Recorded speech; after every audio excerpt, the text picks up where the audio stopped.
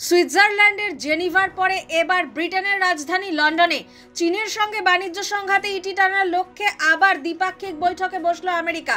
সোমবার থেকে শুরু হয়েছে দুদিনের এই বৈঠক। ল্যাঙ্কাস্টার হাউসের সোমবার থেকে শুরু হওয়া এই বৈঠকে মার্কিন প্রেসিডেন্ট ডোনাল্ড ট্রাম্পের সরকারের অর্থ সচিব স্কট বেসেন্ট, বাণিজ্য সচিব হাওয়ার্ড লুটনিক এবং বিশেষ বাণিজ্য প্রতিনিধি জেমিসন গ্রিয়ার রয়েছেন। অন্যদিকে চীনের প্রেসিডেন্ট শি জিনপিং বৈঠকে প্রতিনিধিত্ব করতে পাঠিয়েছেন সে দেশের উপপ্রধানমন্ত্রী হে লিপেংকে। লন্ডনের আয়োজিত এই বৈঠকে চীনের বিরল খনিজ রফতানির বিষয়টির পাশাপাশি কম্পিউটার চিপ সহ মার্কিন কিছু পণ্যে চীনের রফতানির বিষয়টি নিয়ে আলোচনা হতে পারে।